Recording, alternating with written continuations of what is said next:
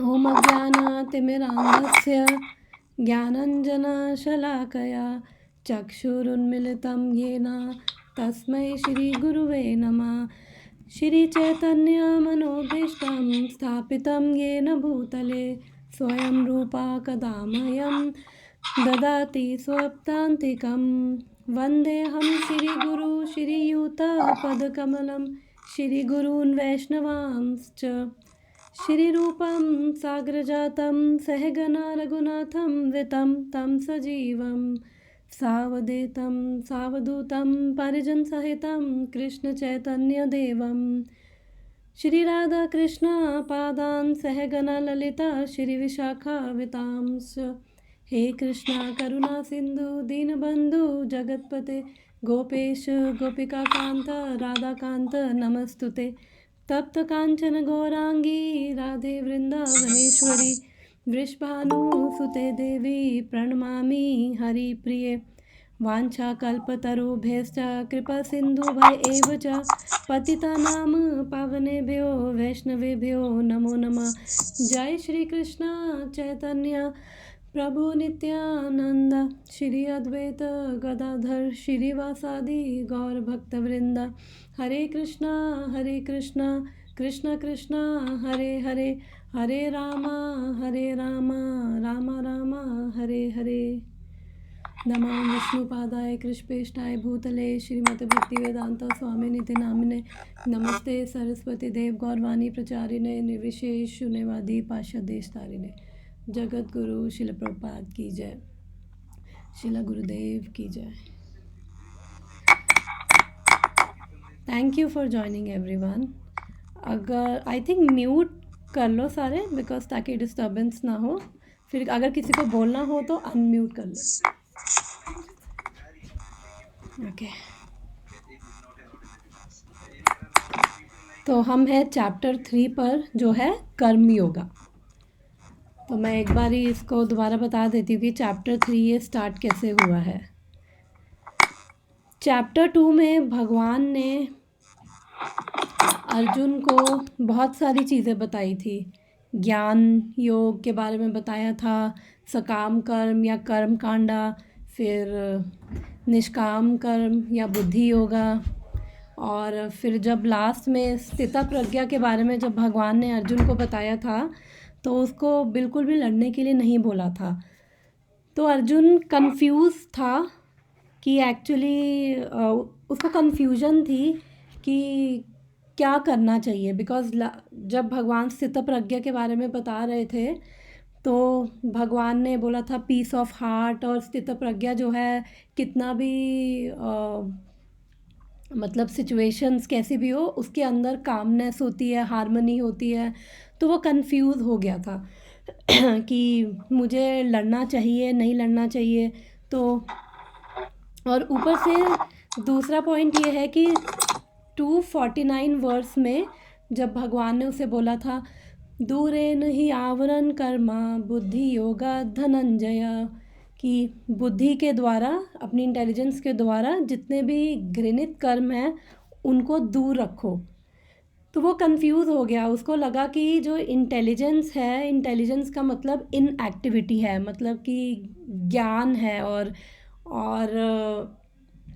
उसको अपनी इंटेलिजेंस से अगर घृणित कर्म यानी कि वो कर्म कि जो उससे कार्मिक बॉन्डेज देंगे या वीक कर्म होंगे उसको उससे दूर रहना है। तो उसको लगा कि जो लड़ाई है, लड़ना है, वो भी तो एक वीक कर्म है, गलत है, तो मुझे उस लड़ाई से दूर रहना है। तो इसलिए उसकी कन्फ्यूजन हो गई थी, उसको एक्चुअली में करना क्या है, लड़ना है नहीं लड़ना है। और वो सोच रहा था कि जो ज्ञान है और कर्म है वो कंपैटिबल नहीं है उसको, क्योंकि भगवान ने उसे ज्ञान दिया था। ज्ञान मतलब इनएक्टिविटी, क्योंकि जब किसी को ज्ञान होगा तो उसके अंदर वैराग्य भी आएगा, और फिर वैराग्य आएगा तो वो इस संसार से बाहर निकलने की सोचेगा कि मैं कैसे यहाँ से बाहर निकलूँ, और फिर वो अपने उसके जो कर्मा साइकिल है वो अपनी बंद कर देगा। अब यहाँ पे भगवान कह रहे हैं कि अब लड़ना है, तो वो कंफ्यूज था कि एक्चुअली में मुझे करना क्या है, और लड़ाई का मतलब तो कर्म है। और दूसरी चीज़ ये थी कि अर्जुन इसलिए भी कंफ्यूज था बिकॉज जब भगवान ने उसे, आई थिंक मम्मी आपका म्यूट नहीं, म्यूट कर लो, हाँ वो पीछे से आवाज़ आ रही है। Okay thank you. क्या बता रही थी, हाँ जब भगवान ने उसे सकाम कर्म के बारे में बताया था, यानी कि कर्म कांडा वाले सेक्शन में जब भगवान बता रहे थे कि अगर मतलब अगर सकाम कर्म के बारे में बताया और फिर निष्काम कर्म बुद्धि योगा के बारे में बताया। अब एक्सटर्नली दोनों देखने में तो बाहर से एक ही लगते हैं बिकॉज दोनों में ही जो व्यक्ति है वो कर्म कर रहा है, लेकिन इंटरनली देखें तो जो सकाम कर्म है उसमें कर्म से भी अटैचमेंट है और रिजल्ट से भी। फॉर एग्ज़ाम्पल कि जो कर्म कांडी होते हैं उनको अपनी इच्छाओं के लिए वेदों के अनुसार वो कर्म करते हैं। तो जैसे फॉर एग्ज़ाम्पल अगर किसी को पुत्र चाहिए, धन चाहिए, पावर चाहिए, फेम चाहिए, तो अलग अलग यज्ञ, अलग अलग रिचुअल्स वेदों में रिकमेंडेड हैं जो आप करो और आपको डिज़ायर्ड रिज़ल्ट मिलेगा, आपकी इच्छा पूरी होगी। तो इसमें क्या है कि आप अपनी जो रिज़ल्ट है उससे अटैच हो, इसलिए आप कर्म कर रहे हो। लेकिन जब हमने निष्काम कर्म योगा या बुद्धि योगा के बारे में जब पढ़ा था तो उसमें क्या होता है, उसमें रिजल्ट से अटैचमेंट नहीं होती है।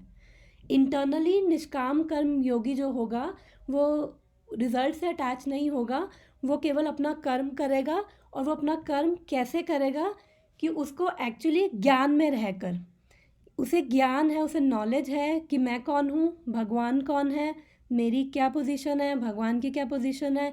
इसलिए वो कोई भी अपनी ड्यूटी कर रहा है, कोई भी अपना काम कर रहा है, तो वो उस नॉलेज में रह के जब कर्म कर रहा है तो वो उसको एज अ सेवा कर पाता है। और जब वो एज अ सेवा करता है तो उसको वो भगवान को समर्पित कर पाता है।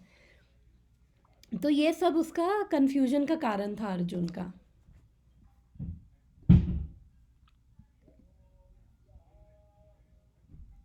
ओके तो एक बारी मैं ये ट्रांसलेशन दोबारा पढ़ देती हूँ। हमने लास्ट वीक 4th वर्स पढ़ा था। तो फर्स्ट टेक्स्ट 1, अर्जुन ने कहा, हे जनार्दन, हे केशव, यदि आप बुद्धि को सकाम कर्म से श्रेष्ठ समझते हो तो फिर आप मुझे इस घोर युद्ध में क्यों लगाना चाहते हो। उसका कन्फ्यूजन था। सेकंड टेक्स्ट, आपके व्यमिश्रित उपदेशों से मेरी बुद्धि मोहित हो गई है, अतः कृपया करके निश्चय पूर्वक मुझे बताए कि इनमें से मेरे लिए सर्वाधिक श्रेयस्कर क्या है। अर्जुन को लग रहा था कि जो ज्ञान है और कर्म है वो कंपैटिबल नहीं है। अब ये थर्ड सेक्शन जो है मैंने बताया था कि 5 सेक्शंस में डिवाइडेड है, और अभी हम जो फर्स्ट सेक्शन क्या है, फर्स्ट 2 वर्सेस फर्स्ट सेक्शन है, और सेकंड सेक्शन 3.2 से 3.9 तक है।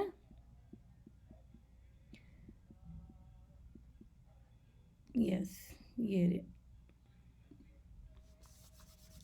तो फर्स्ट सेक्शन है कि उसका क्वेश्चन है फर्स्ट सेक्शन में कि मैं त्याग दूं या मैं कर्म करूं। फिर सेकंड सेक्शन शुरू होता है 3.3 से 3.9 वर्सेस तक, जिसमें भगवान उसको बताएंगे कि निष्काम कर्म योगा इजी है ज्ञान योगा से, तो निष्काम कर्म योगा करना है। तो 3.3 से 3.9 में हम निष्काम कर्म योगा के बारे में पढ़ेंगे। फिर थर्ड टेक्स्ट है, श्री भगवान ने कहा, हे निष्पाप अर्जुन, मैं पहले ही बता चुका हूँ कि आत्म साक्षात्कार का प्रयत्न करने वाले 2 प्रकार के पुरुष होते हैं। कुछ इसे ज्ञान योग द्वारा समझने का प्रयत्न करते हैं तो कुछ भक्तिमयी सेवा के द्वारा। हरे कृष्णा। तो यहाँ पे अब भगवान उसे बता रहे हैं थर्ड वर्स में, भगवान उसे कह रहे हैं लोका अस्मिन द्विविधा निष्ठा, यानी कि 2 कैटेगरी के लोग हैं, 2 टाइप के लोग हैं। और एक टाइप का है जो ज्ञान के द्वारा सेल्फ रियलाइजेशन करने की कोशिश करते हैं, जो आत्म साक्षात्कार ज्ञान के द्वारा करने की कोशिश करते हैं। और दूसरे कैटेगरी के जो लोग हैं वो भक्ति की एक्टिविटीज़ में जुड़ते हैं, और वो भक्ति के द्वारा यानी कि निष्काम कर्म योग के द्वारा वो भक्तिमय सेवा के द्वारा भगवान को जानने का प्रयत्न करते हैं। तो यहाँ पे भगवान कह रहे हैं 2 कैटेगरी के लोग हैं एक्चुअली। और द्विविधा निष्ठा बोली थी भगवान ने कि ये जो ज्ञान योग है और जो कर्म योग है वो दोनों अलग सेपरेट पाथ्स नहीं हैं, यानी कि वो एक ही योगा लैडर के, मैं स्लाइड दिखाती हूँ, ये रही योगा लैडर। हम ना ये सेक्शन ख़त्म होगा ना 3.9 जब वर्ड्स पढ़ लेंगे ना, एक बार ही डिटेल में योगा लैडर हम डिस्कस करेंगे, बट अभी फ़िलहाल के लिए हम अभी ये समझ लेते हैं ये एक योगा लैडर है। तो कर्म योग और ज्ञान योग क्या है, दो अलग अलग रंग्स हैं, दो अलग अलग सीढ़ियाँ हैं एक्चुअली। तो और हमने पढ़ा था कि थर्ड वर्स में कि जिसका जितना अधिकार होगा केवल वही ज्ञान योगा प्रैक्टिस कर सकता है, बिकॉज ज्ञान योग के लिए एक प्री कंडीशन है, एक आपके क्वालिफ़िकेशन है कि आपको सफिशेंट डिटैचमेंट होनी चाहिए, सफिशेंट आपके अंदर प्यूरिफिकेशन होनी चाहिए, तभी आप ज्ञान योगा को प्रैक्टिस कर सकते हो। अदरवाइज़ आप ज्ञान योगा के नहीं कर सकते, आपका उतना अधिकार नहीं है, आपका उतना स्पिरिचुअली अधिकार नहीं है ज्ञान योगा प्रैक्टिस करने का। और इसलिए जब किसी को ज्ञान योगा भी अगर प्रैक्टिस करना है तो सबसे पहले उसको जो भी उसकी प्रिस्क्राइब ड्यूटीज़ है, जो भी अपने कर्मा है, अपने कर्मा को उसको करना है, कर्म योग करना है। फिर जब वो धीरे धीरे उसके अंदर प्यूरिफिकेशन सफिशेंट डिटैचमेंट आएगी तो फिर वो क्वालिफाइड होगा ज्ञान योगा के लिए। तो कर्म योग नीचे है, कर्म योग करते करते वो ज्ञान योग के लिए क्वालिफाइड होगा। फिर जब ज्ञान मैच्योर होगा तो अल्टीमेटली वो इसी कंक्लूजन पे पहुंचेगा वो कि भक्ति ही सर्वश्रेष्ठ है, फिर वो भक्ति में ही जाएगा।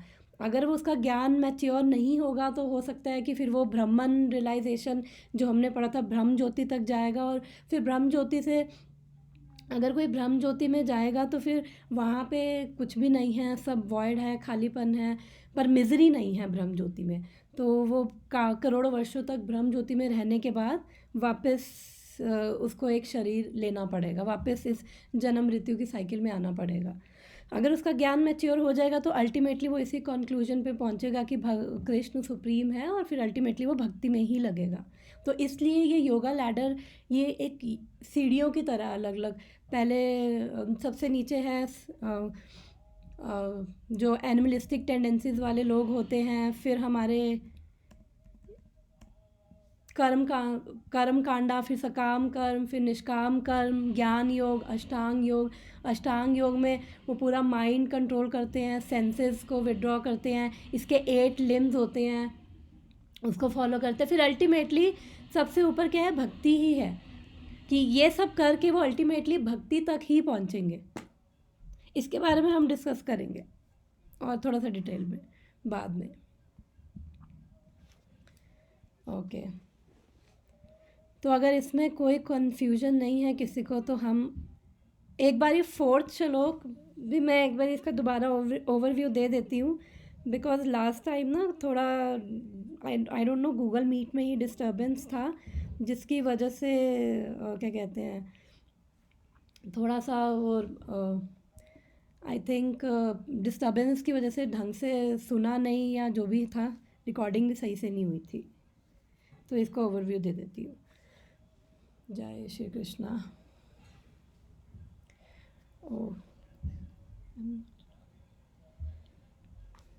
Thank you all for giving me this service, even though I am not qualified, but still I pray to my Guru Maharaj, Srila Prabhupada and Krishna to just make me an instrument, and whatever they want to speak for the beneficial of everyone, let them speak. Hare Krishna. Thank you. 4th verse है, ना तो कर्म से विमुख होकर कोई कर्म फल से छुटकारा पा सकता है, और ना केवल संन्यास से सिद्धि प्राप्त की जा सकती है। तो अब यहाँ पे भगवान क्या बता रहे हैं कि जो अर्जुन क्या सोच रहा था कि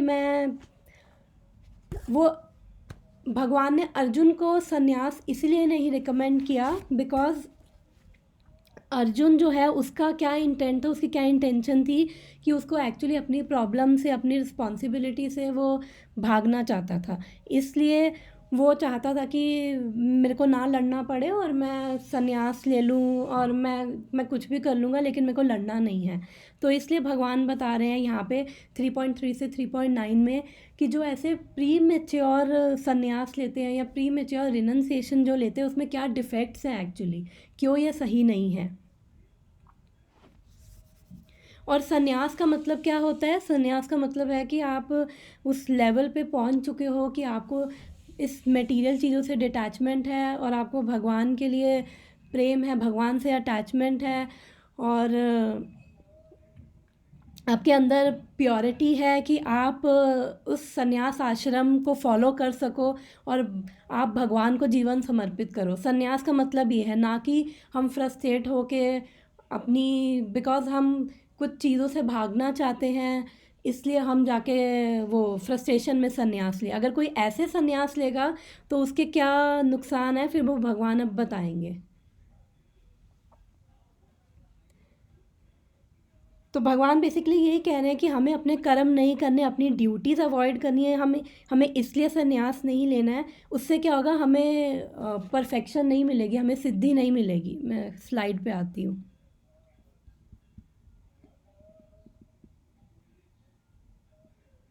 यहाँ से, हाँ ओके, यहाँ से एक्सप्लेन करती हूँ। तो यहाँ पे भगवान क्या बता रहे हैं कि प्री मेच्योर संन्यास अगर कोई लेता है उसका कोई बेनिफिट नहीं है। ना तो उससे हार्ट प्यूरिफाई होगा, ना उससे मुक्ति मिलेगी, ना उससे लिबरेशन मिलेगी। क्यों? क्योंकि जब कोई सफिशेंटली प्यूरिफाइड है तभी वो संन्यास ले सकता है। इसके पीछे क्या रीज़न है? बिकॉज हो सकता है कि एक्सटर्नली तो हमने वो सन्यासी की ड्रेस पहन ली है, वो धोती कुर्ता पहन के अपना वो सब कर लिया, लेकिन अंदर जब तक हार्ट प्यूरिफाई नहीं होगा तो माइंड क्या है, डिस्टर्ब रहेगा। मान लो कि जो जनरली जो सन्यासी होते हैं फिर वो सेक्लूडेड प्लेस पे जाएंगे और उनका उनका पर्पस क्या है, भगवान में ही उनको, भगवान को प्लीज़ करना, भगवान में ही मन लगाना। तो फिर जब वो मन लगाने की कोशिश करेंगे, बिकॉज़ उनके अभी उनके अंदर प्यूरिफिकेशन नहीं है, तो उनके जो संस्कार हैं, उनका जो नेचर है, वो उनको नेक्स्ट वर्स में ये पढ़ेंगे, उनको फोर्स करेगा कि वो उनको माइंड को एजिटेट करेगा। तो इसलिए वो एक तरह से भगवान आगे कहेंगे कि फिर वो एक तरह से मिथ्याचारी या ढोंगी हो गए। 6th वर्स में भगवान ये भी बोलेंगे। और ऐसा प्री मेच्योर संन्यास लेने से क्या कहते हैं, हमारा कर्मा साइकिल भी ख़त्म नहीं होगी, हमें कर्मों के जो रिएक्शंस हैं उससे भी फ्रीडम नहीं मिलेगी। हम क्योंकि हम कर्मा साइकिल में ही रहेंगे। और जो ये संन्यास ऑर्डर है, एक्चुअली भगवान ने ही ये वर्ण आश्रम सिस्टम बनाया था। भगवान अभी आई थिंक 3rd या 4th चैप्टर में ही बोलते हैं कि जो वर्ण आश्रम सिस्टम है मेरे द्वारा ही क्रिएट किया गया। तो ये वर्ण आश्रम सिस्टम क्या है? 4 वर्ण होते हैं और 4 आश्रम होते हैं। 4 वर्ण यानी कि ब्राह्मण, क्षत्रिय, वैश्य और शूद्र, और 4 आश्रम यानी कि ब्रह्मचारी, गृहस्थ, वानप्रस्थ और सन्यासी। जो सन्यास ऑर्डर है वो सबसे ऊपर है। तो 4 जो ये वर्ण हैं, ब्राह्मण, क्षत्रिय, वैश्य, शूद्र, ये कास्ट सिस्टम के बेस पे नहीं है। ये एक्चुअली क्या किसी का क्या नेचर है या उसका क्या नेचर ऑफ वर्क है उसके ऊपर है। ब्राह्मणा वो जैसे जिनके अंदर इंटेलेक्चुअल क्वालिटीज़ होती हैं और जो मोस्टली सतोगुनी होते हैं और जिनको शास्त्र का ज्ञान होता है, थोड़ा शास्त्र पढ़ने में जिनकी रुचि होती है, जिनकी इंक्लिनेशन इस तरह की एक्टिविटीज़ में होती है, और जो समझ सकते हैं एक्चुअली, उनके अंदर थोड़ी प्योरिटी भी होती है, समझ सकते हैं कि क्या शास्त्र है, कैसे एक्चुअली कर्म करने चाहिए। तो ब्राह्मण के नीचे आते हैं क्षत्रिय। क्षत्रिय यानी कि जो हमारी एक तरह से एडमिनिस्ट्रेटिव क्लास हो गई, जो हमारे लीडर्स हो गए। पुराने वैदिक टाइम में तो राजा हुआ करते थे, तो जो भी राजा होते थे वो उनके अंदर वो बेसिकली सतोगुण और रजोगुण दोनों में होते थे, और वो किससे गाइडेंस लेते थे? वो ब्राह्मणों से गाइडेंस लेते थे, और वो खुद भी पायस होते थे, खुद भी पुण्य आत्मा होते थे। जब वो पायस होते थे तो जो उनके अंडर जो हैं, जो उनकी प्रजा है, तो वो उनको फॉलो करती थी, इसलिए प्रजा भी एक तरह से धर्म को फॉलो करती थी, और वो भी सारे मोस्टली पुण्य ही वो भी पायस होते थे सारे, इस वजह से, क्योंकि लीडर पायस है, और इस वजह से जो उनको फॉलो कर रहे हैं वो भी पायस थे। ब्राह्मण का मतलब ये नहीं कि जैसे आजकल तो कास्ट सिस्टम हो गया, बोल देते हैं कि शर्मा हो गए, गोस्वामी हो गए, ये ब्राह्मण है। कास्ट सिस्टम नहीं, ब्राह्मण क्वालिटीज़ से, उसके नेचर से, और क्षत्रिय भी उनकी क्वालिटीज़ से, जो एडमिनिस्ट्रेटिव क्लास है। जैसे पहले होता था कि जब भी युद्ध होता था तो जो राजा होते थे वो सबसे आगे होते थे, और वही अपने सोल्जर्स को लीड करते थे, और वो खुद युद्ध में जाते थे। आजकल की तरह नहीं कि जो मेनली लीडर्स होते हैं वो तो अपने कमरे में बैठे होते हैं, एसी रूम्स में, और बाकी सोल्जर्स जो हैं बॉर्डर पे लड़ रहे हैं, तो वो क्षत्रिय नहीं हैं। फिर नेक्स्ट आती थी वैश्या। वैश्या यानी कि जो बिज़नेस क्लास हो गई, जो बिज़नेस करते थे, एग्रीकल्चर करते थे, क्योंकि वैदिक टाइम में गायों की प्रोटेक्शन और वो सब गायों को पालना, और एग्रीकल्चर, बिज़नेस माइंडेड जो हो गए, वो हमारी वैश्या क्लास होती थी। तो जनरली ये लोग मोड ऑफ पैशन और इग्नोरेंस में ज़्यादा होते थे। पैशन यानी कि रजोगुण और तमोगुण में ये लोग ज़्यादा होते थे। फिर उसके बाद जो सबसे नीचे आते थे वो थे शूद्रास। शूद्रा का मतलब होता था कि जिनके अंदर इतनी इंटेलिजेंस नहीं है डिसीजन लेने की, क्या करना है, क्या सही है, क्या गलत है। उन लोगों के अंदर लेबर करने की कैपेसिटी होती थी कि उन लोगों को गाइड करो तो वो अच्छे से काम कर सकते हैं, बट अगर उनको, वो अपने लिए स्टैंड नहीं ले सकते, डिसीजन मेकर नहीं है, उनको नहीं पता, उनको शास्त्र भी नहीं इतने समझ आते, उनको नहीं पता कि क्या करना है, क्या नहीं करना है, क्या सही है, क्या गलत है, क्या धार्मिक है, क्या नहीं है। बट उनके अंदर, ये उनके अंडर अगर उनको गाइड किया जाए तो वो अपना लेबर डाल के वो काम बहुत अच्छे से कर सकते थे। तो इस वे में ये वर्ण आश्रम सिस्टम का एक्चुअली डिवीज़न था कि जिसका जो जैसा नेचर हो वो वैसा उस वे में कर्म करके, अल्टीमेटली वर्ण आश्रम सिस्टम का जो अल्टीमेट गोल था वो भगवान तक पहुंचना, कृष्ण को प्रसन्न करना। तो एक्चुअली भगवान ने ये सबको ऑप्शन दिया था कि आप जैसे भी हो, आपका जैसा भी नेचर है, इट्स ओके, आप अपनी ही ड्यूटीज़ करो, और धीरे धीरे आप अपनी ड्यूटीज़ करोगे तो उससे आपको प्यूरिफिकेशन आएगी, थोड़ा सा डिटैचमेंट आएगा, और जब वो आएगा तो फिर आप उसके बाद तो उस लेवल पे पहुंच पाओगे कि आप समझ पाओ, कि ज्ञान ले पाओ कि एक्चुअली में हम कौन हैं, हम शरीर नहीं हैं, हम आत्मा हैं, और आप टेम्परेरी और एटर्नल में फिर डिफ्रेंशिएट कर पाओ। तो इसलिए जिसका जो नेचर है वो अपने हिसाब से ड्यूटीज़ कर रहा है, और वो ड्यूटीज़ करते करते वो धीरे धीरे ग्रेजुअली प्यूरिफिकेशन तक पहुँचे। तो ये था वर्ण आश्रम का बेसिकली मोटिव। आश्रम यानी कि जब पुराने टाइम में जब गुरुकुल हुआ करते थे, तो जो भी होते थे उनके स्टूडेंट्स होते थे, तो वो पहले 25 ईयर्स तक ब्रह्मचार्य फॉलो करते थे, और वो गुरु के पास जाते थे।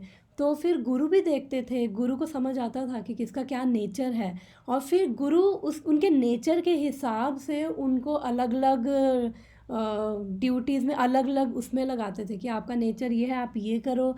गुरु आइडेंटिफाई कर लेते थे, और फिर उस हिसाब से फिर वो गुरु के अंडर रहकर उनके अंदर ऑटोमेटिकली एक तो सेवा भाव ऑटोमेटिकली आ जाता था, बिकॉज वो गुरु को एज अ रिप्रेजेंटेटिव ऑफ भगवान ही मानते थे। अगर गुरु ने खाना खाया है तो वो खाएंगे, अगर गुरु ने उनको नहीं बुलाया तो फिर वो अपना उस दिन का अपना जो भोजन है वो भी नहीं करेंगे। तो मतलब इतना उनके अंदर रेगुलेशन, इतना डिसिप्लिन उनके अंदर था। तो जब ऐसा डिसिप्लिन होता है तो उनके अंदर ऑटोमेटिकली गुड मॉरल वैल्यूज़ उनके अंदर ऑटोमेटिकली आ जाती थी, बिकॉज ऐसे सिस्टम में वो रहते थे। फिर वो अपने हर कर्म को भी सेवा के रूप में कर पाते थे, बिकॉज वो गुरु के अंडर थे। फिर गुरु गाइड करते थे उनको, शास्त्रों का भी ज्ञान देना, डिपेंडिंग ऑन किसका क्या नेचर है, फिर गुरु उनको वैसे ही एंगेज करते थे। फिर जब वो गुरुकुल से निकलते थे तो वो बहुत धार्मिक प्रवृत्ति के होते थे, और फिर उनके अंदर मॉरल वैल्यूज़ थी। फिर जब वो गृहस्था जीवन में एंटर करते, तो गृहस्था जीवन में एंटर करने पे भी वो रूल्स और रेगुलेशंस को फॉलो कर पाते थे।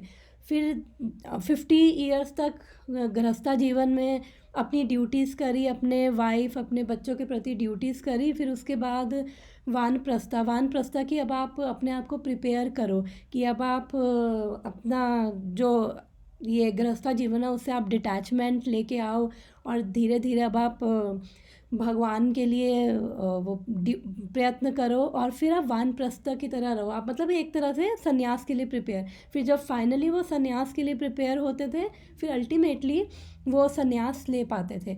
और जब वो संन्यास आश्रम में एंटर करते थे, तो उनके अंदर सफिशेंट डिटैचमेंट होती थी, हार्ट में प्यूरिफिकेशन होती थी, जिससे वो उस लेवल पे होते थे कि वो संन्यास ऑर्डर को फॉलो कर सके। तो इसलिए भगवान ने ये वन आश्रम सिस्टम क्रिएट किया था। और जो अब आजकल तो कलयुगा में तो ये सब डिग्रेडेड है, और ये आजकल फॉलो नहीं होता है वन आश्रम सिस्टम। और काफ़ी एक्सप्लॉयटेशन हुई, लोगों ने फिर वो बना दिया ब्राह्मण वो हो गए कि जो कास्ट वाइज, जो ब्राह्मण जैसे जो कास्ट ब्राह्मण कास्ट में पैदा हो रहा है वो ब्राह्मण है। तो that is not true, because ऐसे तो अगर एक डॉक्टर के घर में एक बच्चा पैदा हो रहा है, तो वो बच्चा पैदा होते ही डॉक्टर नहीं बन जाता, वो क्वालिफ़िकेशन से बनता है। अगर वो क्वालिफाइड है, उसको कुछ एंट्रेंस देना पड़ेगा, वो उसके अंदर नेसेसरी क्वालिफ़िकेशन होनी चाहिए, तो ही वो एंट्रेंस क्लियर करता है, पढ़ाई करता है, तो ही वो डॉक्टर कहलाएगा। ऐसे नहीं कि बस डॉक्टर के घर पैदा होकर डॉक्टर बन गया। तो इसलिए ऐसा नहीं है कि कास्ट वाइज ब्राह्मण के घर पैदा हुए तो ब्राह्मण बन गए, no, that is not true. तो वो आपके अंदर वो क्वालिफ़िकेशन, वो क्वालिटीज़ होनी चाहिए ब्राह्मणिकल और सतोगुनी, वो सब चीज़ें, तो उससे आप ब्राह्मण कहलाते हो। तो इसलिए यहाँ पे लिखा है कि जो प्रेस्क्राइब ड्यूटीज़ होती थी वो प्यूरिफाई करती थी हार्ट को। और इवन ये भी कहा जाता है कि अगर कोई अपनी प्रेस्क्राइब, मान लो कि अगर कोई 100 लाइफ टाइम्स तक अपना वर्ण और आश्रम प्रॉपरली फॉलो करता है, तो फिर वो ब्रह्मा की भी पोजीशन ले सकता है, वो ब्रह्मा भी बन सकता है अगर 100 लाइफ टाइम्स। और जैसे जो शूद्रा है, शूद्रा अगर कुछ certain number of life times, I think 5-10 कितनी life times, I am not sure.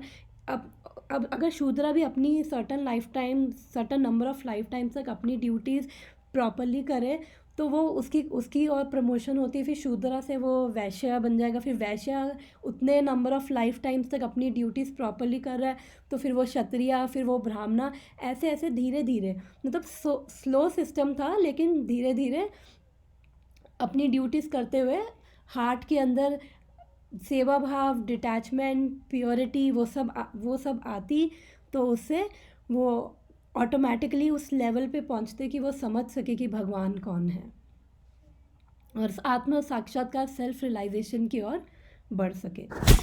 तो हमने ये पढ़ा था 4th में। और फिर refutation of empirical philosophers that by adopting sannyasa one becomes as good as Narayana. Okay, तो प्रभुपाद परपट में ये लिख रहे थे कि जैसे जो मायावादी सन्यासी होते हैं, वो कैसे ग्रीट करते हैं एक दूसरे को कि नमो नारायण, कि मतलब मैं भी नारायण हूँ और तुम भी नारायण हो। तो प्रभुपाद कह रहे हैं कि ये मूर्खता है, फुलिशनेस है, बिकॉज कोई भी नारायण नहीं बन सकता। नारायण यानी कि कोई भी भगवान आगे भगवत गीता में कहेंगे कि nobody is equal to me, nobody is greater than me. तो हम नारायण नहीं बन सकते कभी। और डिसएडवांटेज क्या है, अगर कोई प्री मैच्योर संन्यास ले ले, जैसे अर्जुन केवल अपनी ड्यूटी से भागने के लिए कह रहा था कि नहीं मेरे को संन्यास लेना है, तो उससे क्या है, डिस्टर्बेंस टू सोशल ऑर्डर, कि मतलब एक तरह से माइंड, भले ही वो बाहर से उसने ड्रेस पहन ली, लेकिन अंदर जब भी वो बैठेगा तो उसके अंदर उसकी जो सेंसेस है उसको शांत नहीं बैठने देगी, उसका माइंड है उसको डिस्टर्ब करेगा, तो फिर वो एक तरह से ढोंगी ही होगा।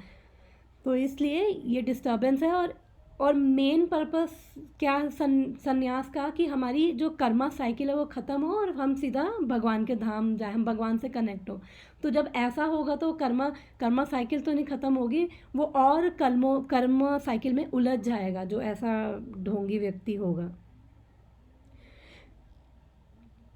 और नेक्स्ट क्या है? ओके, नेक्स्ट शिला प्रभुपाद कह रहे थे कि जो renunciation of activity to the power of buddhi yoga. Okay, तो शिला प्रभुपाद नेक्स्ट इस वर्स में कह रहे थे कि भले ही जो क्या कहते हैं, जो जो अपनी प्रेस्क्राइब ड्यूटीज़ कर रहा है, जो अपनी ड्यूटीज़ कर रहा है और वो बुद्धि योगा या निष्काम कर्म योगा में रह के कर रहा है, भले ही वो ढंग से ना कर पाए, लेकिन उसके अंदर भी कोई नुकसान नहीं है। क्योंकि हमने 240 वर्ष में पढ़ा था, नेहा विक्रमो नाशो अस्ति प्रत्यावायो न विद्यते स्वल्पमपि यस्य धर्मस्य त्रायते महतो भयात्। कि मतलब इसमें क्या कह रहे थे प्रभुपाद कि भगवान क्या कह रहे हैं, in this endeavour there is no loss or diminution and a little advancement on this path can protect one from the most dangerous type of fear. कि मतलब अगर मान लो कि जो भक्ति में लगा, जो निष्काम कर्म योगा में लगा हुआ है, नहीं भी अपनी ढंग से कुछ नहीं भी कर पा रहा, तो भी कोई नुकसान नहीं है। और अगर उसने थोड़ी सी भी प्रोग्रेस कर ली तो वो हमें ग्रेटेस्ट फियर से, ग्रेटेस्ट डेंजर से बचा लेगी। यानी कि ग्रेटेस्ट डेंजर क्या है? इस जन्म मृत्यु की साइकिल में रहना। बिकॉज़ ये जन्म मृत्यु की साइकिल में रहेंगे, अलग अलग शरीर मिलेंगे, कर्म करेंगे, कर्म साइकिल में बंधते जाएंगे, सफरिंग होगी, तो ये सब। और इसलिए अगर कोई निष्काम कर्म योगा कर रहा है, भगवान को ऑफ़र करते हुए, जो भी अपने कर्म कर रहा है, जो भी अपनी ड्यूटीज़ कर रहा है, अपनी वर्ल्डली ड्यूटीज़ कर रहा है, चाहे ऑफिस जा रहा है, चाहे घर में जा रहा है, चाहे टॉयलेट साफ़ कर रहा है, चाहे झाड़ू मार रहा है, चाहे ऑफिस में बैठ के अपना काम कर रहा है, कुछ भी कर रहा है, मेन भगवान क्या कहते हैं कि मेन एक्टिविटीज़ क्या हैं उससे फ़र्क नहीं पड़ता, कॉन्शियसनेस क्या है मेन उससे फ़र्क पड़ता है। अगर वो भगवान को सेंटर में रख के अपनी वर्ल्डली ड्यूटीज़ भी कर रहा है, भले ही ढंग से ना भी कर रहा हो, तो भी उसमें कोई नुकसान नहीं है, फ़ायदा ही है एक्चुअली। और सबसे इम्पॉर्टेंट चीज़ क्या है कि भक्ति योगा को ग्लोरीफाई किया है, कि भक्ति योगा कितनी ग्लोरीफाइड है, कितनी महान है भक्ति। बिकॉज़ कि जो मैंने अभी बताया कि अगर भक्ति में रहकर अपनी ढंग से भी ड्यूटीज़ नहीं कर पा रहा, तो भी उसका कोई नुकसान नहीं है। तो इससे हमें मतलब पता वो चलता है कि भक्ति कितनी ग्लोरीफाइड है, कितनी महान है। लेकिन जो ज्ञान योगी हैं, एक्चुअली क्या है कि जो ज्ञान योगी हैं, ज्ञान योगी भी धीरे धीरे भक्ति पे ही पहुंचेंगे। और ज्ञान योगी जब एक सर्टन स्टेज पे पहुंचेंगे, जब उनका ज्ञान मैच्योर होगा, तो भक्ति तक ही जाएंगे। तो फिर इसलिए, और ज्ञान योगा का हमने लास्ट टाइम पढ़ा था कि जो हमने डिफरेंस पढ़ा था ये स्लाइड में,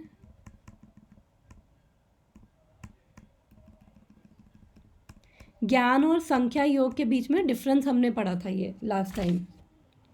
संख्या योग यानी ज्ञान ही है, मैंने इसका डिटेल में एक्सप्लेन किया था कि क्या मतलब है कि। और इसमें जो संख्या योग है, इसमें क्या है कि सेकंड पॉइंट है डिपेंडेंस ऑन पर्सनल एंडेवर। जो ज्ञान योगी है वो अपने ऊपर डिपेंडेंट है, कि अगर वो स्पेकुलेट करेंगे, उनको इस कंक्लूजन पे पहुंचेंगे नहीं पहुंचेंगे, और वो अपने पर्सनली अपने एफर्ट पे डिपेंडेंट है। लेकिन जो बुद्धि योगा में है, यानी कि जो भक्ति में है, वो किस पे है? वो भगवान की कृपा पे डिपेंडेंट है। तो इसलिए जो भगवान की कृपा पे डिपेंडेंट है, तो भगवान देखेंगे कि हाँ थोड़ा ये सिंसियर है, उनके अंदर इच्छा है, तो भगवान खुद ही एक्चुअली भगवान की कृपा से ही वो आगे बढ़ेंगे। इसका मैंने एग्जांपल भी दिया था कि जैसे एक बच्चा है, वो चलना सीख रहा है, तो वो एक कमरे के कोने में है और पेरेंट्स रूम के दूसरे कोने में है, और वो बच्चे को मोटिवेट कर रहे हैं कि आओ चल के आओ। तो बच्चा एक कदम चलता है, फिर गिर जाता है, फिर उठता है, फिर उसके बाद एक कदम चलता है, गिर जाता है, फिर उठता है। तो वो ऐसे थोड़ा सा अगर रोएगा भी, तो पेरेंट्स मतलब बिकॉज इतने दयालु हैं, तो पेरेंट्स क्या करेंगे कि वो ये नहीं वेट करेंगे कि बच्चा पूरा चल के आए, तो वो क्या करेंगे, पहले ही आ जाएंगे, बीच में आ जाएंगे, या बच्चे का हाथ पहले ही पकड़ लेंगे, जिससे बच्चा ईजिली वो चलना और सीख सके। तो भक्ति योगा यही है कि भगवान है, हम भगवान के ऊपर डिपेंडेंट हैं, अपने एफर्ट्स के ऊपर डिपेंडेंट नहीं है। अगर अपने एफर्ट्स के ऊपर डिपेंडेंट होंगे तो अगर उतनी प्योरिटी नहीं है तो ज़रूरी नहीं है कि हम उस लेवल पे पहुँचे, हो सकता है कि हमारा फॉल डाउन हो जाए। और एक तरह से भक्ति योगा तो वो हो गया कि जैसे एक व्यक्ति है, वो साइकिल पे बैठ के पैडल मार रहा है, बहुत स्ट्रगल कर रहा है, और दूसरा व्यक्ति वो कार में बैठ के आ रहा है और कार कृष्ण चला रहे हैं, और वो उसको जो साइकिल पे बैठा है वो उसको बाय बाय करके जा रहा है। तो एक तरह से भक्ति योगा क्या कि भगवान हमारी वो चला रहे, हमारी कार भगवान चला रहे हैं। और ज्ञान योगी क्या है, वो साइकिल पे बैठ के खुद पैडल कर रहे हैं कि उनको उनकी डेस्टिनेशन पे पहुंचना है। तो बिकॉज भक्ति में क्या है, भगवान की कृपा पे हम डिपेंडेंट हैं। तो इसलिए जो भी निष्काम कर्म योगी हैं, जो भी भगवान से जुड़े हैं, वो सक्सेस या फेलियर पे उनको फ़र्क नहीं पड़ता। उनको ये है कि ठीक है, अगर भगवान की इच्छा है तो ठीक है, नहीं तो भी ठीक है। और भक्ति खुद ही प्योरीफाइंग है। लास्ट पॉइंट क्या है, ends and means are same. मतलब भक्ति जो है, कृष्णा कॉन्शियसनेस है, खुद ही प्योरीफाइंग है।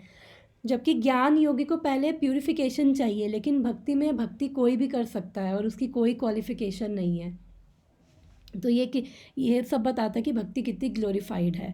और श्योरिटी ऑफ सक्सेस जो भी हमने पढ़ा 240 में, कि सक्सेस तो गारंटेड है कि भगवान अपने आप ही हमें खींच लेंगे। बस हमें इच्छा करनी है और अपना एफर्ट करना है। बाकी भगवान, जब भगवान देखेंगे कि इच्छा है और सिंसियर एफर्ट्स है किसी जीव आत्मा का, तो फिर भगवान स्वयं ही उस पर कृपा करते हैं। भगवान बहुत दयालु हैं, तो भगवान स्वयं अरेंजमेंट करते हैं कि उसको इंटेलिजेंस भी देते हैं। वो है ना 10-15 की ददामी बुद्धि योगम, कि भगवान उसको इंटेलिजेंस देते हैं कि कैसे वो भगवान तक पहुँचे। और भगवान पूरा अरेंजमेंट करते हैं कि वो भक्त उसके जीवन में भेजेंगे, कोई ना कोई भेजेंगे कि जो उसको बताए, उसको रिमाइंड करवाए, उसको रास्ता दिखाए, उसके जो चैलेंजेस हैं वो चैलेंजेस में उसको दूर करने में उनकी हेल्प करे। तो भगवान पूरा अरेंजमेंट करते हैं, भगवान अपने ऊपर ले लेते हैं। तो इसलिए जो भक्ति है, बुद्धि योगा, एक्चुअली प्रभुपाद ने सबको ही बुद्धि योगा, भक्ति योगा, निष्काम कर्म योगा एक ही बोल दिया, लेकिन जो भक्ति है इनसे काफ़ी ऊपर है, बुद्धि योगा निष्काम कर्म योगा से। बट ये स्टेपिंग स्टोन्स है, हम ऐसे करते करते ही हम भक्ति तक पहुँचेंगे। तो इसलिए यहाँ पे ये डिफरेंस था। तो ज्ञान योगी को अपने उस पर डिपेंडेंट रहना पड़ता है। ज्ञान का जो मार्ग है वो डिफ़िकल्ट है। ओह सॉरी, मेरा लैपटॉप।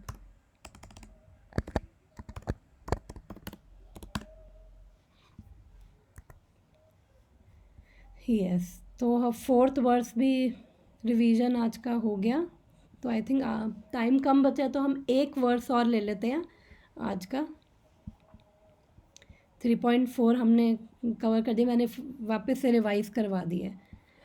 लास्ट लाइन है, even a slight performance of such a principle enables one to overcome great difficulties, जो हमने अभी पढ़ा है। अब आज का वर्स शुरू करते हैं 3.5। शिला प्रभुपाद की जय।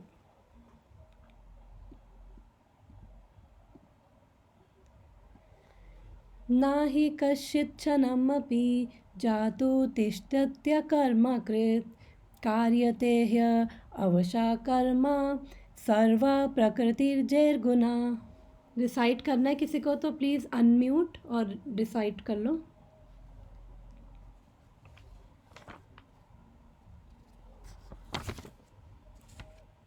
किसी को डिसाइड करना है? आई होप सब हैं कॉल में। नेहा माता जी, वो स्क्रीन नहीं शेयर किया आपने। Oh really? मुझे तो नहीं दिख रहा, मुझे नहीं पता दूसरों को दिख रहा है कि नहीं। मुझे भी नहीं दिख रहा है खुशी। ओह, मैं तो काफ़ी देर से मैं अपनी वो स्लाइड्स दिखा रही थी मुझे। नहीं माता जी, वो स्लाइड वो दिखा, अभी श्लोक जो आप पढ़े ना वो नहीं दिखा। ओके ओके ओके, ठीक है ठीक है, मैं स्क्रीन शेयर करती हूँ। आई थिंक वो मेरा गलती से वो मैंने स्विच ऑफ कर दिया था। 3.5 ओके। अब दिख रहा है स्क्रीन मेरी?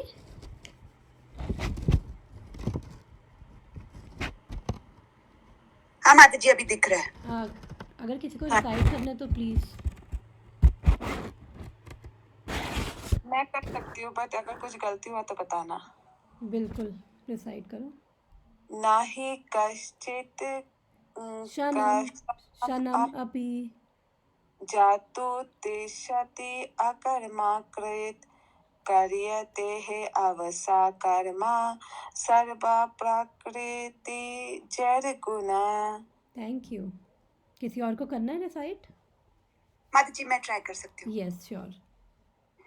नहि कश्चित् क्षणम् अपि जातु तिष्ठति अकर्मकृत् कार्यते या अवश्य कर्म सर्व प्रकृति जैर्गुणे। Thank you very much. और किसी को करना है? ओके तो फिर हम पढ़ते हैं। आई थिंक खुशी प्रेफर करती है हिंदी में, तो कोई बात नहीं, हिंदी में पढ़ लेते हैं। Thank you. No problem. Okay तो अगर किसी को रीड करना है तो रीड कर सकते हैं। एक बारी मैं टेक्स्ट रीड कर देती हूँ हिंदी और इंग्लिश दोनों में, फिर परपट अगर रीड करना है तो कर लेना। प्रत्येक व्यक्ति को प्रकृति से अर्जित गुणों के अनुसार विवश होकर कर्म करना पड़ता है, अतः कोई भी क्षण भर के लिए बिना कर्म किए नहीं रह सकता। Everyone is forced to act helplessly according to qualities he has acquired from the modes of material nature. Therefore, no one can refrain from doing something, not even for a moment. Okay, तो purport read कर लो। मैं करूँ? Yes sure. ये देहधारी जीवन का प्रश्न नहीं है, अपितु आत्मा का ये स्वभाव है कि वो सदैव सक्रिय रहता है। आत्मा के अनुपस्थिति में भौतिक शरीर हिल भी नहीं सकता। ये शरीर मृत वाहन के समान है जो आत्मा द्वारा चलित होता है, क्योंकि आत्मा सदैव गतिशील रहता है और वो एक क्षण के लिए भी नहीं रुक सकता। अतः आत्मा को कृष्ण भावनामृत के सत्कर्म में प्रवृत्त रखना चाहिए, अन्यथा वो माया द्वारा शासित कार्य में प्रवृत्त होता रहेगा।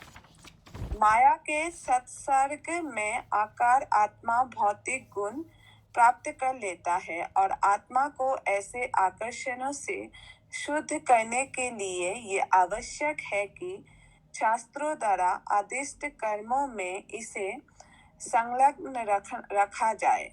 किंतु यदि आत्मा कृष्ण भावनामृत के अपने स्वाभाविक कर्म में निरत रहता है तो वो जो भी कहता है उसके लिए कल्याणप्रद होता है। श्रीमद् भागवत द्वारा इसकी पुष्टि हुई है। ये श्लोक थोड़ा हार्ड है। कोई नहीं, इसको स्किप कर दो, हिंदी पढ़ लो। ओके। यदि कोई कृष्ण भावनामृत अंगीकार कर लेता है तो भले ही वो शास्त्रानुमोदित कर्मों को ना करे अथवा ठीक से भक्ति ना करे और चाहे वो पतित भी हो जाए तो इसमें कोई हानि या बुराई नहीं होगी।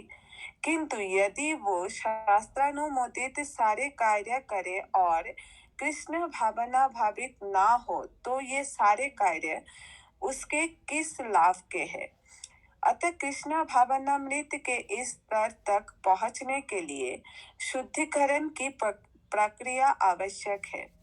अतः संन्यास या कोई भी शुद्धिकारी पद्धति कृष्ण भावनामृत के चरम लक्ष्य तक पहुंचने में सहायता देने के लिए है, क्योंकि उसके बिना सब कुछ व्यर्थ है। Yes thank you. क्या समझ आया? कोई भी बता सकता है क्या अंडरस्टैंडिंग मिली है परपट पढ़ के?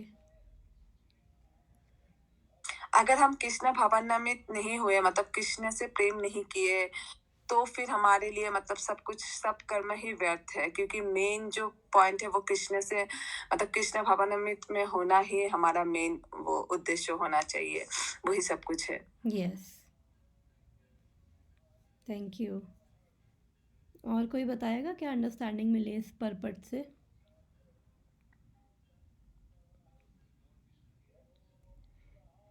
ओके तो फिर मैं बताती हूँ, एक्सप्लेन करती हूँ। यहाँ पे अब जब वो संन्यास में हमने 4th वर्स में संन्यास के बारे में पढ़ा कि भगवान कह रहे हैं कि प्री मैच्योर संन्यास, मतलब कि जब तक आपके अंदर प्योरिटी नहीं है, अगर आप प्री मैच्योर संन्यास लेते हो तो उसका कोई फ़ायदा नहीं है।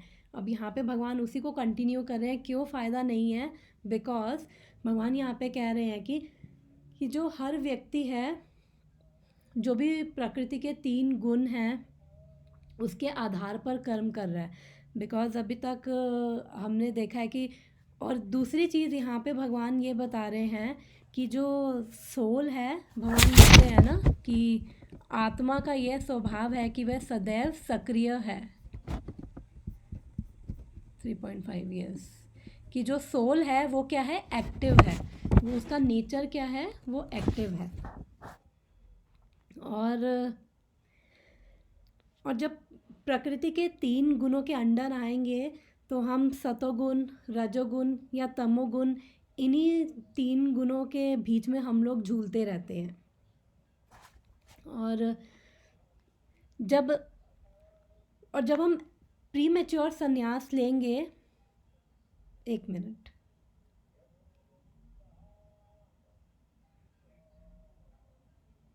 यस, ओके, एक्चुअली मेरे को एक पॉइंट याद आ गया था, वो लास्ट वर्स का, 4th वर्स का। ओके, चलो अभी हम इसी को कंटिन्यू करते हैं।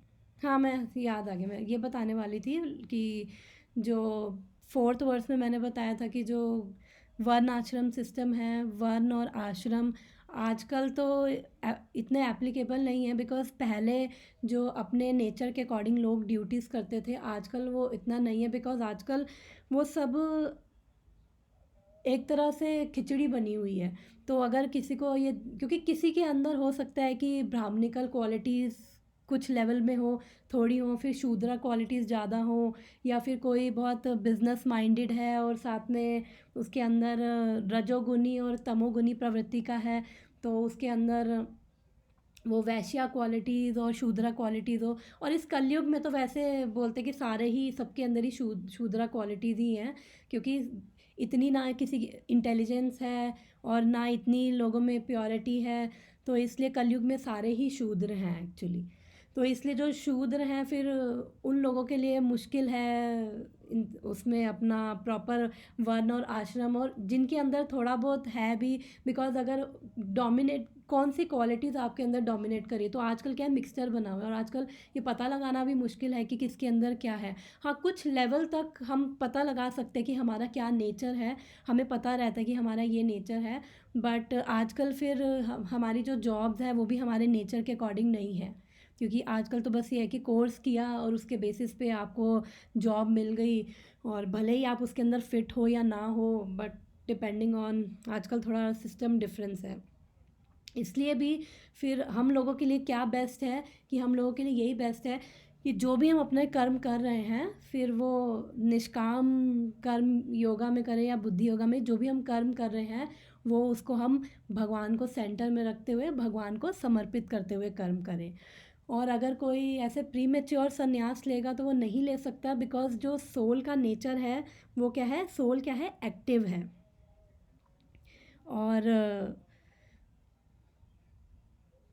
और वो सोल एक्टिव है, और वो सोच रहे, संन्यास का मतलब है कि फिर आप आगे कर्म नहीं कर रहे हो, तो ऐसा नहीं है कि आपको जो हमारा आत्मा का नेचर है वो हमें शांत नहीं बैठने देगा, कि वो किसी ना किसी कर्म में वो हमें लगाएगा ही। बिकॉज अगर जो भी संन्यास लेगा, अगर वो कोई कर्म नहीं कर रहा है, तो क्योंकि वो उसने प्रकृति से जो गुण अर्जित किए हैं, यानी कि इसको, हाँ, ओके, यानी कि जो उसने 3 गुण अर्जित किए हैं, वो 3 गुण उसने इस जन्म में नहीं, वो पिछले कितनी लाइफ टाइम्स के बेस पे जो उसके गुण अर्जित किए हैं, फिर उस गुणों की, उन गुणों के अंदर रहकर जो उसने कर्म किए हैं, फिर उन गुणों की वजह से उसका एक नेचर बन गया है, बाय डिफ़ॉल्ट वो नेचर है। और अगर कोई पैदा भी हो रहा है तो एक सर्टन नेचर लेके पैदा होता है। हाँ, इस जन्म में भी हम अपना नेचर चेंज कर सकते हैं, या फिर थोड़ा बहुत ऊपर नीचे कर सकते हैं, लेकिन मोस्टली हमारा, आई थिंक 10 मिनट्स रह गए हैं, है ना, यस 10 मिनट्स रह गए, ओके, ख़त्म कर देंगे 10 मिनट्स में। तो मोस्टली जो हमारा नेचर है वो हमारे कि हम किस गुण में है, हमारा इंक्लिनेशन किस गुण में है, उस हिसाब से हमारा नेचर है। और वो हमारे पिछले संस्कारों की वजह से, कितने लाइफ टाइम्स में जो एक्वायर किया है उसकी वजह से भी है, और क्या हमारी इच्छाएं हैं और उस सब में भी है। तो इसलिए जो प्री मेच्योर संन्यास है वो हार्मफुल है, क्योंकि जो जो एक बॉडी को जो एक्टिव बना रही है वो क्या है, सोल ही एक्टिव बना रही है। अदरवाइज़ अगर ये सोल जो है इस बॉडी में ना हो तो वो बॉडी डेड बॉडी हो जाएगी, फिर वो कोई भी काम नहीं कर सकती है। और इसका मतलब क्या है कि डेड बॉडी में से क्या क्या मिसिंग है, क्या हमारा जो एक्टिव एलिमेंट मिसिंग है। एक्टिव एलिमेंट यानी कि सोल जो है वो मिसिंग है डेड बॉडी में से। तो इसलिए अगर हम चाहेंगे भी कि हम कुछ कर्म ना करें, सब कर्म छोड़ दें, तो भी बिकॉज हमारा कुछ एक जो हमने नेचर एक्वायर किया है वो हमें फोर्स करेगा कुछ किसी ना किसी कर्म में, अकॉर्डिंग टू आवर नेचर और इच्छाओं के अकॉर्डिंग हमें वो फोर्स करेगा कर्म करने के लिए। और इसलिए और या तो हम क्या करेंगे, हम हमेशा क्या कहते हैं, कभी सतोगुण में होते हैं, कभी रजोगुण में होते हैं, कभी तमोगुण में होते हैं। तो जब हम हमेशा जो भी काम करते हैं वो हम इन्हीं 3 गुणों के अंडर रह कर करते हैं, जो भी कर्म कर रहे हैं। और जो ये मोड्स ऑफ नेचर है बेसिकली वो हमें हमारी सोल को डायरेक्ट करते हैं। एनर्जी कहाँ से आ रही है, हमारा एक्टिव एलिमेंट क्या है, सोल है। जो ये 3 गुण हैं वो सोल की एनर्जी को डायरेक्ट करते हैं। तो कई लोग मोस्टली रजोगुनी होंगे या तमोगुनी होंगे, कई सतोगुनी होंगे। तो वो अपनी अपनी सोल की क्या इंक्लिनेशंस हैं उनके बेस्ड ऑन उनके जो उसने जो नेचर एक्वायर किया उसके अकॉर्डिंग। और हम मिक्स भी रहते हैं, कई बार सतोगुण और रजोगुण में मिक्स भी रहेंगे, तो वो चलता रहता है ऊपर नीचे। तो इसलिए हम हमेशा एक्टिव है। या तो हम जो भी कर्म करेंगे, हम या तो हम भगवान की माया शक्ति के अंडर होंगे, या फिर हम भगवान के अंडर रह के करेंगे। अगर हम माया शक्ति के अंडर होंगे तो माया शक्ति क्या है, वो भगवान 8वें चैप्टर में बताते हैं ना, देवी ही ऐशी गुणमयी मम माया दुरत्या, कि जो मेरी ये माया है जो 3 गुणों से बनी हुई है, सतोगुण रजोगुण तमोगुण, ये दुरत्या है, मतलब it is very difficult to cross. लेकिन भगवान कह रहे हैं जो मुझे सरेंडर करता है फिर उसके लिए ईजी है इसको क्रॉस करना, इन 3 गुणों से ऊपर उठना उसके लिए ईजी है। तो या तो हम इन 3 गुणों के अंडर रह के माया की सेवा करेंगे, या फिर हम इससे ऊपर उठ के हम भगवान की सेवा करेंगे। तो इसलिए क्योंकि हमारी इसलिए जो भी हम कर रहे हैं बेटर है कि हम इन मोड्स के प्रभाव के अंडर ना आए। तो हम जो भी कर्म करें वो हम भगवान को सेंटर में रखते हुए करें, ये कर्म जो भी हम कर्म कर रहे हैं। ये गुण तो 3 है, लेकिन हम जितना ज़्यादा जिस गुण के साथ इंटरेक्ट करते हैं फिर हमारे अंदर उस गुण की ज़्यादा वो क्वालिटीज़ आ जाती हैं। तो जैसे मैंने बताया था कि जो ब्राह्मण होते हैं वो गुडनेस में होते हैं, यानी सतोगुण में। क्षत्रिय जो हैं वो पैशन में होते हैं मोस्टली। वैश्या जो होते हैं वो पैशन और इग्नोरेंस में होते हैं। और शूद्रा है वो मोड ऑफ इग्नोरेंस में ही है, अकॉर्डिंग टू हमारे नेचर वो ऐसे ही हैं। तो आजकल भी जैसे हम लोग देखें कि थोड़ी सी भी अगर लाइफ में प्रॉब्लम्स आती है तो वो किसकी तरफ भागते हैं उससे बचने के लिए, इंटॉक्सिकेशन की तरफ, कि वो अल्कोहल की तरफ भागेंगे, क्योंकि बिकॉज वो टेम्परेरी रिलीफ चाहते हैं। तो यानी जो मोड ऑफ इग्नोरेंस में होगा फिर उसके ऊपर जो प्रॉब्लम आएगी तो फिर वो इसका शेल्टर लेगा, अल्कोहल का शेल्टर लेगा, और जो भी इंटॉक्सिकेशंस है, ड्रग्स है, उसका सहारा लेगा, उसका शेल्टर लेगा, क्योंकि उसके अंदर उतनी इंटेलिजेंस नहीं है कि वो ऊपर उठ सके। लेकिन जो थोड़े सतोगुनी होंगे वो अगर उनको प्रॉब्लम्स कुछ आएंगी तो फिर वो क्या करेंगे, बिकॉज उनके अंदर जो सतोगुनी है 14 चैप्टर में पूरा ये 3 गुणों के ऊपर ही है, ये जो 14 चैप्टर है। फिर भगवान बताते हैं कि क्या क्या प्रवृत्तियाँ होती हैं।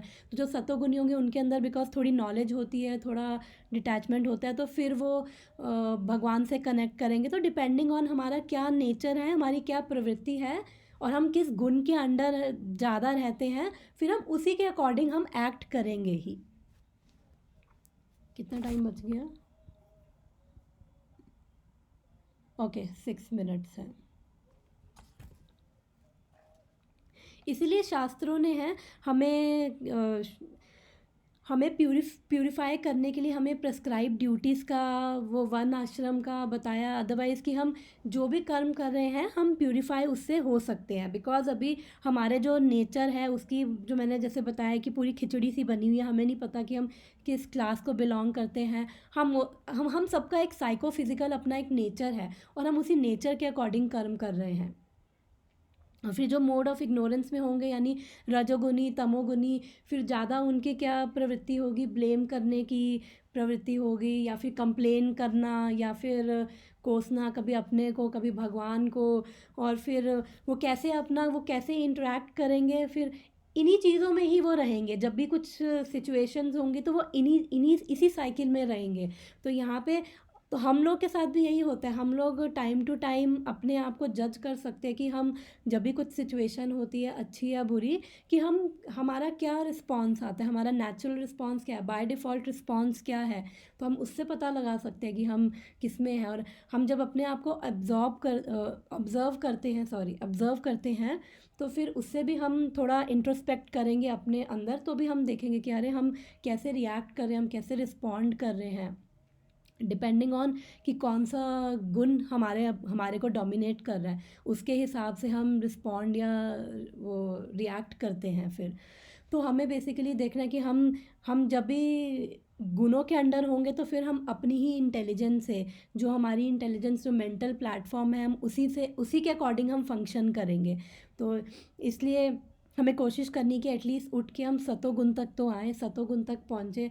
और जब सतोगुण में पहुँचेंगे फिर धीरे धीरे हमें उससे भी ऊपर उठ के शुद्ध सतोगुण होता है, यानी वो जो सतोगुण से भी ऊपर है शुद्ध सतोगुण, हमें वहाँ तक एक्चुअली पहुँचना है। फिर वहाँ से अल्टीमेट भक्ति हमारी स्टार्ट हो सकती है। तो हमारा क्या है, हमारा इन्हीं गुणों के अंडर वो सब चल रहा है, इन्हीं गुणों के अंडर हम चल रहे हैं। हम सब अपना फंक्शन कर रहे हैं, और कभी अच्छा कभी बुरा, कभी किसी को अच्छा बोला बुरा बोला, कभी अपने पे वो इतना डिप्रेशन ले लिया, अपना टेंशन ले लिया, स्ट्रेस ले लिया। तो बेसिकली ये सब कौन कर रहे हैं, ये सब हम इन गुणों के अंडर हैं, तभी हम ये सब कर रहे हैं। और अगर हम भगवान का, तो ये तीन गुणों के अंडर जो हम ये सब कर रहे हैं, यानी कि हम माया शक्ति के अंडर हैं। जब हम भगवान का शेल्टर लेते हैं तो फिर हम तीन गुणों से ऊपर उठते हैं। जब हम भगवान से कनेक्ट होते हैं, जब कोई भी सिचुएशन कैसी भी हो, अच्छी हो बुरी हो, जब हम भगवान से, हम कुछ भी हो हमें नहीं भी हैंडल करना आ रहा सिचुएशन को, तो हम तब भी भगवान से कनेक्ट होकर भगवान से इंटेलिजेंस मांग सकते हैं, भगवान से प्रार्थना कर सकते हैं। स्क्रीन शेयर स्टॉप करती हूँ ताकि मुझे टाइम दिखता रहे। यस, हम भगवान से कनेक्ट होके 2 मिनट रह गए हैं, तो हम भगवान से कनेक्ट होके हम भगवान से इंटेलिजेंस मांग सकते हैं कि ऐसी सिचुएशन में भी हम क्या करें कि जो आपको प्लीजिंग हो, और हम इस चीज़ से बाहर भी निकलें, और हम ऐसे एक्ट करें कि जो आपको प्लीजिंग हो और हम आपसे कनेक्ट हो। ठीक है ना। तो बाकी अगर कुछ होगा तो फिर हम नेक्स्ट क्लास में ले लेंगे। और तो बेसिकली यहाँ पे मेन प्रभुपाद यही कहना चाह रहे हैं कि जो सन्यास है, बिना आप बिना प्यूरिफिकेशन के बिना आप सन्यास नहीं ले सकते हो। तो अर्जुन को भगवान यही कह रहे हैं कि कोई फ़ायदा नहीं है ऐसे अपनी ड्यूटीज़ को छोड़ के, इमेच्योरली आप अपनी ड्यूटीज़ करना छोड़ो और आप जंगल में जाओ। जो कि हम लोग भी कई बार जैसे सोचते आ रहे, छोड़ो सब, छोड़ो जंगल में जाओ, तो वो that is not right, because वहाँ पे जाके भी फिर हम, आई थिंक कॉल ख़त्म होने वाली है, तो फिर मैं यहीं पे एंड करती हूँ बिकॉज टाइम हो गया है, डिस्कनेक्ट हो जाएगी। ठीक है, तो thank you everyone, thank you so much for joining. इसका कुछ एक आध पॉइंट है वो next time we can discuss. Thank you so much, thank you so much. अगर किसी का कोई क्वेश्चन हो तो मेरे से नेक्स्ट टाइम पूछ लेना। Thank you, Hare Krishna. Hare Krishna, thank you so much. Disconnect नहीं हो रही है, ओके।